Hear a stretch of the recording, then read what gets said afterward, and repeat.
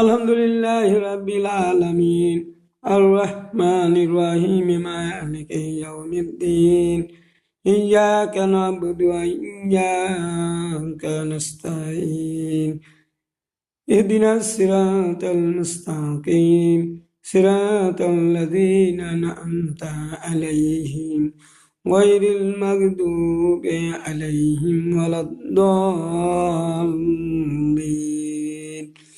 আমিন। শুরুতে সেই মহান আল্লাহ তাআলার শুকরিয়া আদায় করি, যিনি আমাদেরকে সৃষ্টি করেছেন এবং আকাশ বাতাস চন্দ্র সূর্য গ্রহ তারা পাহাড় পর্বত নদী নালা সাত সমুদ্র 13 নদী সৃষ্টি করছেন। সেই মহান রবের দরবারে শুকরিয়া আদায় করি, আলহামদুলিল্লাহ। অতঃপর লাখ কোটি দরুদ ও সালাম আমাদের মহানবী হযরত মুহাম্মদ মুস্তাফা সাল্লাল্লাহু আলাইহি সাল্লামের উপর, তিনি তার উপর যে কোরআনের দায়িত্ব দেওয়া হলো আল্লাহর পক্ষ থেকে, সেই দায়িত্ব রাসূল সাল্লাল্লাহু আলাইহি সাল্লাম আমাদের কাছে পৌঁছিয়ে দিয়ে গেছেন আর স্পষ্টভাবে প্রচার করে গেছেন। আর এই কোরআনের কথা ও বাণী অর্থ বুঝে আমরা আমাদের জীবনকে পরিচালিত করে চলেছি। এই জন্য আমরা রাসূলের প্রতি দরুদ পাঠ করি, সকলেই বলেন সাল্লাল্লাহু আলাইহি ওয়াসাল্লাম। আর আজকে যারা আমার ভিডিও আবার শুনবেন তাদেরকে আমার সালাম, আসসালামু আলাইকুম ওয়া রাহমাতুল্লাহি ওয়া বারাকাতুহু। এবং আমার যারা ভিডিওগুলো দেখেন, শোনেন এবং নিজে শুনে বুঝে আমল করবেন এবং অন্যদেরকেও সাবস্ক্রাইব, শেয়ার, কমেন্ট করে জানিয়ে দিন, যাতে করে তারাও এই কোরআনের আয়াতগুলোর অর্থসহ এবং হাদিসের অর্থসহ বুঝে তারাও যেন মেনে চলতে পারে এবং তারাও যেন শেয়ার করে দেয়। এইভাবে যদি আমরা ব্যবস্থা করতে পারি তাহলে আমরা এই সব আমরা নিজেরাও পাবো, অন্যরাও পাবে। এইভাবে যারা যারা এগুলাকে শেয়ার করবে সকলেই একই সওয়াবের ভাগী হবেন। তো আমি আপনাদের গতকালকে যে ভিডিওটা দিয়েছিলাম সেটা হলো মাখজুমি গোত্রের যে রজমের ব্যাপারে যে আইনগুলো এসেছিল, সেই আইনগুলো সম্পর্কে কখন কোন এসেছিল এবং তার আয়াত এবং হাদিসগুলি আমি আপনাদের সামনে পুঙ্খানুপুঙ্খভাবে আলোচনা করেছি। আরও অনেক জানা বেবিচারের হাদিস রয়েছে। আমি মনে করি যদি আমি আপনাদের কাছে এই কথাগুলো বলার উদ্দেশ্য হলো যে আমরা অনেক আলিম ওলামা আছি, অথচ রাসূল সাল্লাল্লাহু আলাইহি সাল্লাম যা করেছেন আমরা তাই করি, রাসূলকে ভালোবাসি, এই কথাগুলো আমরা বলি। কিন্তু আমরা যখন বাস্তব দেখি যে আমাদের কথা এবং কাজের মিল দেখি না, করি না সেগুলা কাজ, তাহলে আমাদের ওয়াদা ভঙ্গ হলো নাকি? তাহলে যারা ওয়াদা ভঙ্গ করে, ওয়াদাল্লাহ এখন আল্লাহ তার ওয়াদা খেলাপ করেন না, তাহলে আমরা যে ওয়াদা করি তে আল্লাহর কথার সঙ্গে আমরা যে বললি আল্লাহর কথা আমরা সব মানি, তাহলে আমরা আল্লাহর কথা কি মেনি? আমরা আল্লাহর কাছে বলছি কি জানেন? ইয়্যাকা না'বুদু ওয়া ইয়্যাকা নাস্তাঈন। আল্লাহ আমরা তোমার ইবাদত করি, তোমাদের কাছে সাহায্য চাই। তো আমরা আল্লাহর ইবাদত করি। ইবাদত সম্পর্কেই তো হয়তো আমাদের অনেকের জানা নেই। ইবাদত হলো আল্লাহর হুকুম মেনে চলা, যা নিষেধ করছে তা থেকে বিরত থাকা, এটাই হলো ইবাদত। খালি নামাজ রোজাই ইবাদত না। ইবাদত হলো আল্লাহ এবং রাসূলের যা করার জন্য নির্দেশ করেছেন এবং যা করা থেকে বিরত রাখার জন্য বলেছেন, সেগুলা মেনে চললে আমাদের ইবাদত হয়ে যাবে। আমরা মাঠে ময়দানে কাজ করি, এটাও ইবাদত, এটা আল্লাহর হুকুম। সূরা জুমার মধ্যে বলা হয় না, তোমাদের যখন নামাজ শেষ হয়ে যায় তখন তোমরা জমিনে ছড়িয়ে পড়ো এবং তোমাদের খাদ্য শস্যের অন্বেষণ করো, রিজিকের তালাশ করো। তাহলে এটা আল্লাহর হুকুম না? আল্লাহর হুকুম। তাহলে আপনি ব্যবসা করবেন, এটা আল্লাহর হুকুম না? আল্লাহ ব্যবসাকে হালাল করেছেন, সুদকে হারাম করেছেন, এটা আল্লাহর হুকুম না? আপনি যখন কথা বলবেন সত্য কথা বলবেন, এটা আল্লাহর হুকুম না? আর কোনো সময় মিথ্যার আশ্রয় গ্রহণ করবে না, এটা আল্লাহর হুকুম না? তে আল্লাহর ইবাদত হলো আল্লাহর যে কোনো হুকুম আহকাম মানাই হলো ইবাদত। আল্লাহ গান বাজনা শুনতে নিষেধ করেছেন, আমরা গান বাজনা শুনি না, এটাও তো ইবাদত। আল্লাহ বলেছেন, রসুল বলেছেন যে তোমরা অশ্লীলতা বেহের কাজ করবে না, আমরা করি না। তো যদি করি না তাহলে আমরা কি এটা ইবাদত না? আমরা হুকুম মেনে চলছি। তোমরা সুদ খাবে না, এটা ইবাদত না? এই হুকুমটা যদি আমরা মানি এটা ইবাদত না? আর এটা যদি লঙ্ঘন করি তাহলে আল্লাহর হুকুমের লঙ্ঘন হলো না? তা আমরা তো বলতেছি আল্লাহ আমরা তোমার ইবাদত করি, তোমার কাছে সাহায্য চাই। আল্লাহর ইবাদত আমরা করছি, খালি তো নামাজ রোজা করছি, খালি তো নামাজ রোজা করছি, আর হলো ওই জেকে রাজগার এবং কিছু নফল ইবাদত করছি। ফরজগুলোর ব্যাপারে কোনো ভ্রুক্ষেপ নেই। ফরজ এবং নফলের ব্যাপারে আপনাদের ধারণা কি আমার জানা নেই।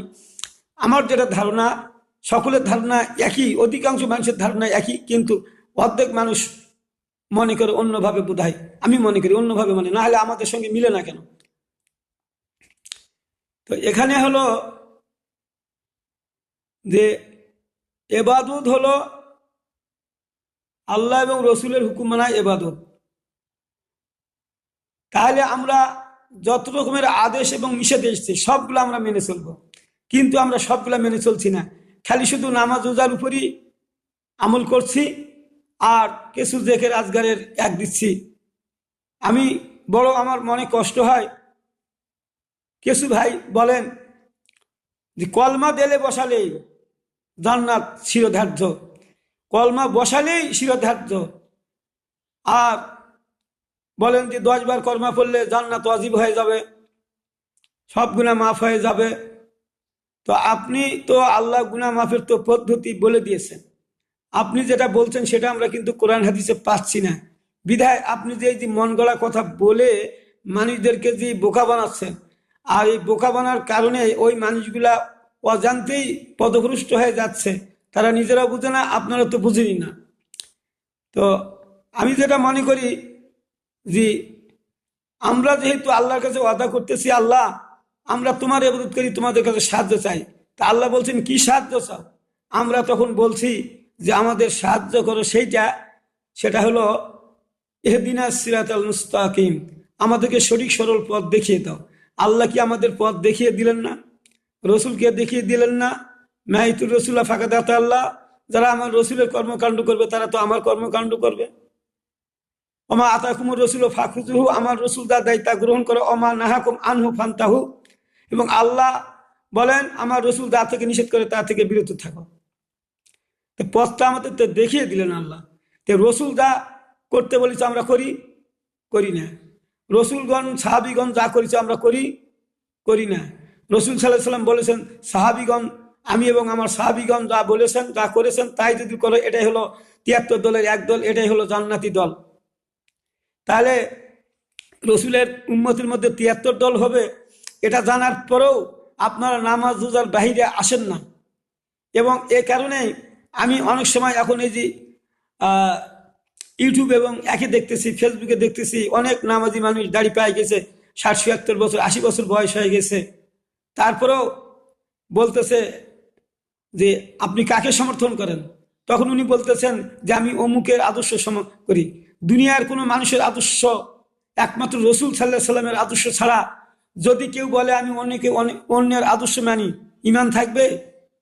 ইমান থাকবে বলেন? আল্লাহ নিজে বলছেন যে রসুল হলো উত্তম আদর্শ তোমাদের জন্য, উত্তম আদর্শ তোমাদের জন্য। তো রসুলের উত্তম আদর্শ আপনি গ্রহণ করবেন না? সুলাকিয়ার ইমাম সাহেব বলেছিলেন এই কথাটা বলছিলেন যে উত্তম আদর্শ রসুলের, বলে ব্যাখ্যা না গিয়ে তিনি এত বড় একটা আলেম তিনি পাল্টে নিলেন। তা আমরা রসুলের আদর্শ পালন করছি, নামাজ পড়ছি, রোজা করছি, হজ করছি, কোথায় ইসলামের রাজনীতি আছে? কোথায় রাজনীতি আছে? এই কথাটা তিনি বলছিলেন, আমি কষ্ট পেয়েছিলাম। এটা 15-16 সালের দিকে বোধহয় হবে কথাটা। তো আমি চিন্তা করে দেখি এত বড় আলেম মাফের, অথচ এই আয়াতটা পেশ করলেন রসুলের আদর্শ উত্তম আদর্শ, আর এটাই গ্রহণ করতে হবে। আর উনি নামাজ রোজাকে রসুলের আদর্শ হিসেবে বুঝলেন, আর রসুলের আদর্শ অন্য কর্মকাণ্ডগুলা বুঝলেন না।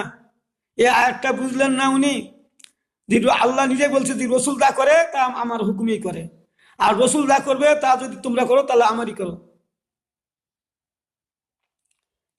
আমি মনে বড় কষ্ট পায় আপনাদের কাছে ভিডিওগুলো আমি দেই। আপনাদের কাছে আমাদের প্রশ্ন রেখে বলি যে সাহাবিগণ ৭৩ দলের কথা দিয়ে বলা হয়েছে, রসুল বলছে মা আন আলাইহি ও আসাবি, আমি এবং আমার সাহাবিগণ যে নীতি আদর্শের উপরে চলবে, এই আদর্শ নিয়ে যারা চলবে তারাই হবে হক্কানি দল, তারাই হবে ৭৩ দলের এক দল, তারাই হবে জান্নাতি দল। এই রসুলের হাদিস আপনারা পড়েন, তারপরেও আপনারা কেন বুঝতে পারেন না? তখন আমার মনে হয় কি জানেন, ওই যে ওমান আজলামু মিম্মান যুকরা বিআয়াতি রাব্বি ফারাজা আনহা ওয়া নাসিয়া কাদ্দামাত ইয়া দাও ইন্না জাআলনা আলা কুলুবি আকিন্নাতান ইয়াফকাহুহু ওয়া ফি আযানিম উকরা।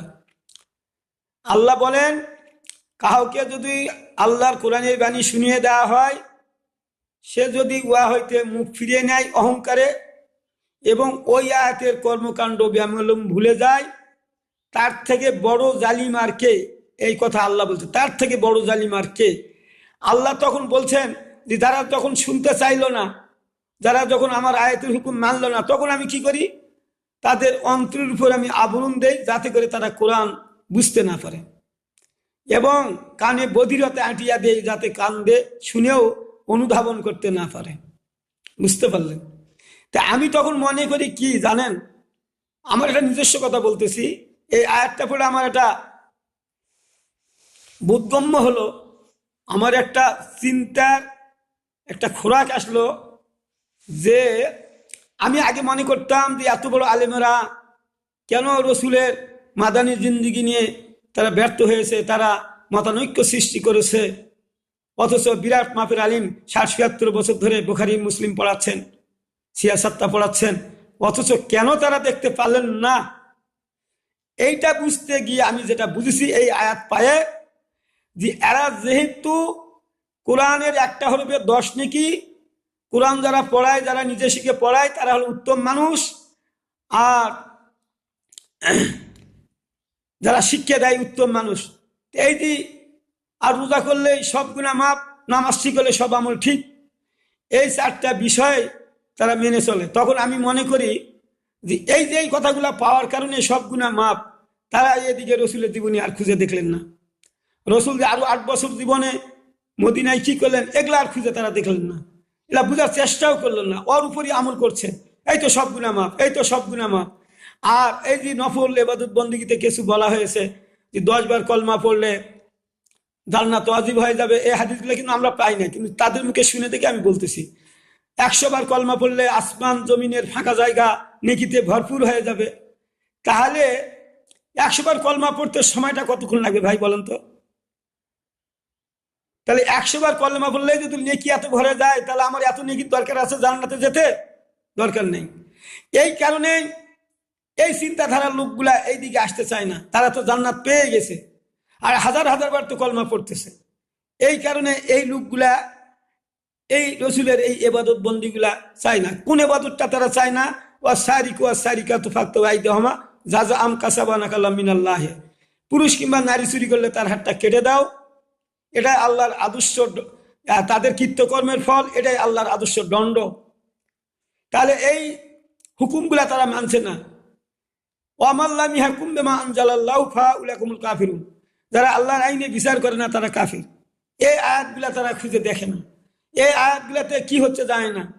তাহলে আপনারা আমাদের দেশে আমাদের একে আল্লাহর আইনে বিচার হচ্ছে না, তারপরে কি আপনার বুদ্ধগুম্য হয় না যে এই আইনগুলো আমাদের আনার দরকার, কিভাবে আসবে, কি করলে আসবে, কি করলে এগুলা আনা যায়, নাহলে তো আমরা সবাই কাফেরের কাতায় পড়ে যাব, চেষ্টা করতে হবে হোক না হোক, এই ধরনের তো চিন্তা আসার দরকার।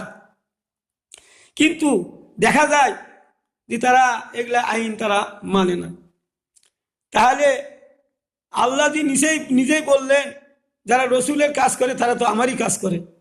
তাহলে রসুল বিচার ফাইসালা করলেন, হাত কেটে দিলেন। এই দেখেন হাদিস নেন, সুরের হাত কাটার হাদিস এখন আমি দিচ্ছি 4876 ইন্টারনেট আল নাসাইতে। একজন মহিলা মাকজুমি গোত্রের মহিলা, সে চুরি করেছিল, তার হাত কাটা যাবে, তার হাতটা কেটে দিয়েছিলেন। হাদিসটা হলো 4894 নম্বর হাদিস, আর নাসাই 4895 নম্বর হাদিস, 4896 নম্বর হাদিস। এই হাদিসগুলো বুখারীতেও আছে। এই হাদিসগুলো বুখারীতে আছে, আবু দাউদে আছে, আর তিরমিজিতে আছে, ইবনে মাজায় আছে, বুলবুল মারামে আছে, আর তার তিরমিজি মেশকাতে আছে, সবগুলো হাদিসে আছে এই আইনগুলো। তাহলে আপনারা হাত কেটে দিলেন না, বিচার করলেন না, চুরি অহরহ বেরিয়ে যাচ্ছে, দেশে সন্ত্রাস সৃষ্টি হচ্ছে, এই যে কেসাস সন্ত্রাস সৃষ্টি হচ্ছে, মারামারি হচ্ছে, মানুষের সম্পদ লুণ্ঠন হচ্ছে, মানুষদেরকে বেইজ্জতি করা হচ্ছে, বিনা বিচারে মানুষদেরকে ফাঁসি কাস্টে ঝুলানো হচ্ছে, বিনা অপরাধে মানুষদের উপর অপবাদ দেওয়া হচ্ছে। এগুলার ব্যাপারে যারা আমরা হক্কানি দল বলি, যারা আমরা বহুদিন ধরে বুখারী মুসলিম পড়ালাম 60-70 বছর ধরে, তারা মদিনার খেলাফত দেখতে পায় না, তারা এই কাজগুলা করে না। তাদের চিন্তাধারায় সাধারণ মানুষেরা হয়তো নামাজ রোজার বাহিরে কথা বললেই বলে এগুলা রাজনীতি, এগুলা হলো অমুক নীতি, এগুলা করা যাবে না, এগুলা বক্তৃতা দেওয়া যাবে না। সঙ্গে সঙ্গে একজন নামাজি লোক কপালে দাগ ফেলেছে, দাড়ি পাকে গেছে, সে লোক সভাপতি হয়ে বসে আল্লাহর হলো কথা যারা বলবে, যারা মানুষদেরকে জানিয়ে দেওয়ার জন্য সভা সমিতি করেছে, সেখানে বক্তব্য দিবে, রসুলের হাদিস বর্ণিত হবে, মানুষদেরকে সঠিক পথ দেখাবে, আর সেখানে ওই টুপি মাথার দিয়ে সভাপতি বসে আছে, বলছে যে এগুলা রাজনীতিকতা এখানে চলবে না, এগুলা বাদ দেন। চিন্তা করা পারেন, ইমান আছে, ইমান আছে, এদের ইমান আছে, বলেন ইমান আছে। তাহলে আপনি চুরের হাত কাটতে কেমনে কাটবেন? রাষ্ট্র ক্ষমতা লাগবে না? রাষ্ট্র ক্ষমতা লাগবে কি না? আপনি কিভাবে ক্ষমতা না পেলে কিভাবে কি করবেন? রসুল ক্ষমতা চান নাই? মিল্লা দুনকা সুলতান নাসিরা, হে আল্লাহ আমাকে রাষ্ট্র ক্ষমতা দাও, নাহলে আমি পারতেছি না। রাষ্ট্র ক্ষমতা রসুলকে মদিনায় দেন নাই, তিনি রাষ্ট্রের প্রধান ছিলেন না, 4 খলিফা ছিল না, রাষ্ট্র পরিচালনা করেন নাই। এখন বুখারী শরীফের হাদিস হলো নেন এখন চুরের হাত কাটার 6788, 6801। আচ্ছা, এর আকপাশে অনেক হাদিস, চুরের হাত কাটার অনেকগুলো হাদিস আছে, আপনারা এই ইন্টারনেট থেকে টেনে বের করবেন, বুখারী শরীফের এই নম্বর দেওয়া হলো, এগুলা এক করবেন। এই মাখজুমী গোত্রের মহিলার চুরি করেছিল, তখন ওখানকার লোকেরা বলেছিল, তাদের আত্মীয় স্বজনরা বলেছিল, বাপরে বাপ, হাত কাটে দিলে কি করবে, তার তো ধনী মানুষ। তারা চলে আসছিল, ওসামার কাছে এসেছিল, আবার মহিলারা একের কাছে গিয়েছিল, আয়েশার কাছে গিয়েছিল, দুটো একবার আমি বলতেছি। ওই ওসামা, সবাই বললো তাহলে এই রসুলের কথা, এই কথাটা কিভাবে আমরা বলবো, কে বলবে? তো উসামা ছাড়া তারা দেখতে পারো যে উসামা ছাড়া রসুলের কাছে এই কথা বলা যোগ্যতা আমাদের নাই। তখন উসামা যায় রসুল সাল্লাল্লাহু আলাইহি সাল্লামকে বললেন, হে আল্লাহর নবী, একজন সম্ভ্রান্ত পরিবার মাখজুম গোত্রের মহিলা চুরি করেছে, তার জন্য হাতটা কাটা না হয় এই জন্য তারা সুপারিশ করেছে, এবং তারা ফিদিয়া হিসাবে, কাফারা হিসাবে তারা দিবে, কিন্তু তার জন্য হাত কাটা না হয়। রসুল মুস্কি মারে হাসলেন। ওই আয়েশারও একই প্রশ্ন ছিল, ওই ভাই বলছিলেন, একসঙ্গে আমি দুটা হাদিসের কথাটা একবারে আসতেছে, যে সেখানে বলা হয়েছিল যে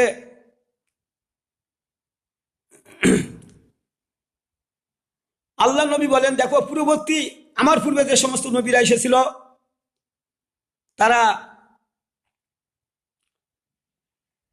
এইরকম বিচার করেছে, ধনী ব্যক্তিদের কাছ থেকে পয়সা কড়ি নিয়ে ছেড়ে দিত, কাফারা নিয়ে ছেড়ে দিত, আর গরিব শ্রেণীর মানুষ হলে তাদেরকে শাস্তি বিধান কায়েম করত, শাস্তি দিত, অথবা আপন জন হলে তাদের বেঁচিয়ে দিত টাকার বিনিময়ে।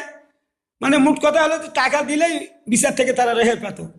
রসুল বললেন, হে ওসামা, হে ফাতেমা, শোনো, আমার মেয়ে যদি ফাতেমা চুরি করত, তাহলে আমি এই আইন বাস্তবায়ন করতাম, তার হাত কেটে দিতাম।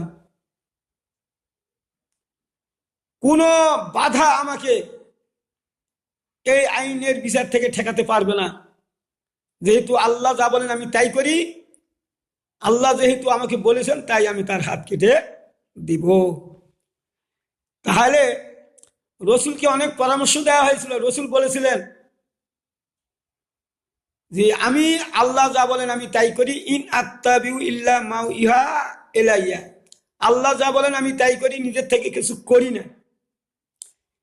তাহলে আপনারা যারা এই আইনগুলোকে এড়িয়ে যাচ্ছেন, আর রোজা করলে সব গুনাহ মাফ হয়ে যাবে, 100 বার কলেমা পড়লে নেকি ভরপুর হয়ে যাবে, আসমান জমিন ফাঁকা জায়গা থাকবে না,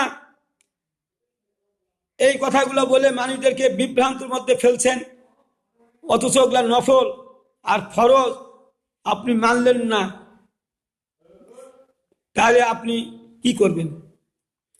এই কারণে আমাদের বুঝতে হবে যে আমরা রসুলের জীবনী, সাহাবীদের জীবনীকে পড়তে হবে, জানতে হবে। না জানলে এগুলা কথা আপনি পাবেন না। না পাওয়ার কারণে আপনি ভুলে ভ্রান্তিতে ভরে থাকবেন, কিছু করতে পারবেন না। ভাইরা আমার, আমি আপনাদের কাছে আজকে এখান থেকেই বিদায় নিচ্ছি। আমি ধারাবাহিকভাবে আমি এই আল্লাহর আইনের ব্যাপারে, সপ্তম হিজরিতে আইন পাশ হয়, সপ্তম হিজরিতে চুরের হাত কাটা আইন পাশ হয় 38 নম্বর আয়াত, 33 নম্বর 38 নম্বর আয়াত দিয়ে সূরা মায়দার, 33 নম্বর আয়াত দিয়ে সূরা মায়দার সপ্তম হিজরিতে আইন পাশ হয়। রসুল সাল্লাল্লাহু আলাইহি সাল্লাম সর্বশেষ যুদ্ধ ছিল তাবুক যুদ্ধ। তাবুক যুদ্ধ থেকে ফিরে এসে তিনি এক মহিলার সঙ্গসার করেছিলেন। তাবুক যুদ্ধের পর রসুল সাল্লাল্লাহু আলাইহি সাল্লাম আর কোনো যুদ্ধে অংশগ্রহণ করেন নাই। আর তাবুক যুদ্ধের পরেও অনেক যুদ্ধ হয়েছে। ভাইরা আমার, আমি আপনাদের কাছে যেটা বুঝাতে চাচ্ছি সেটা হলো এই, রসুলের কর্মকাণ্ড সবগুলা সহজ ছিল এমনটি নয়, কঠিন ছিল। কিন্তু কঠিনগুলো আমরা চেষ্টা করব, মানুষদেরকে চেষ্টা করার জন্য দলবদ্ধ হব, তাদেরকে নিয়ে সংগ্রাম করব, আল্লাহর জমিনে আল্লাহর বিধান কায়েমের জন্য আপ্রাণ চেষ্টা করে যাব। এটা বাস্তবায়ন হোক আর না হোক, এটা আল্লাহ আমাদের দেখতেছেন, আমাদের কর্মকাণ্ড আল্লাহর হুকুমের উপর হচ্ছে কিনা। আল্লাহ আল্লাহ আমাদের ঈমান দেখতে চায়। ইন্নামাল আমালু বিনিয়াত, মানুষের নিয়াতের উপরে ফয়সালা হবে। অনেক মানুষ বলেন যে দেশে ইসলামিক আইন কায়েম হওয়া সম্ভব নয়। তো সম্ভব হয় না হয় আপনাকে বলার অধিকার কে দিল? ভবিষ্যৎবাণী করার অধিকার কে দিল? হবে না, আপনি চেষ্টা করবেন, এর সব পাবেন। আপনি এই অধিকার কে দিল যে এখানে হবে না, এখানে হওয়া সম্ভব নয়? এগুলা কথা বলা আলেমদের মুখে শোভা পায় কি? আপনাকে কি আল্লাহ কি কোনো ওহী আপনার কাছে নাজিল হয় যে হবে না হবে আপনাকে বলে? আপনাকে আল্লাহ দেখতে চায়, পরীক্ষা নিবে। যেহেতু ওয়ানাবলুয়ান্নাকুম আকবারাকুম, আল্লাহ অবশ্যই আমাদের পরীক্ষা করবেন। আল্লাহ যদি বলবে আম হাসিবতুম আন তাদখুলুল জান্নাতা ইয়ালাম্মা মান্নাল্লাহুল লাযিনা জাহাদু মিনকুম আস-সাবিরিন, তোমরা কি জান্নাতে যেতে চাও? তাহলে দেখাও কে তোমরা জিহাদ করছো আর কারা করো নাই। এমনি এমনি আল্লাহ জিহাদ দিবেন, জিহাদে জান্নাত দিবেন? দিবেন না। আল্লাহ জিহাদের বিনিময়ে মুমিনদের জানমাল ক্রয় করে নিয়েছেন।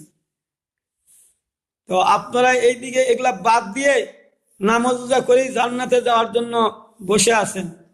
এ ধরনের চিন্তা চেতনা থেকে সরে আসেন, সরে আসে রসুলের গোটা জীবনীকে মেনে চলার চেষ্টা করেন। আল্লাহর কোরআনটাকে ঘাটে ঘুটে দেখি কোনগুলা আদেশ কোনগুলা নিষেধ, এগুলা মেনে চলি। চলে তারপরে পূর্ণাঙ্গ ইমানদার হয়ে শ্রেষ্ঠ উম্মত হয়ে আমরা দুনিয়া থেকে যেন বিদায় নিতে পারি, এই তৌফিক আল্লাহ আমাদের দান করুন। আল্লাহুম্মা আমিন। আসসালামু আলাইকুম ওয়া রাহমাতুল্লাহি ওয়া বারাকাতুহু।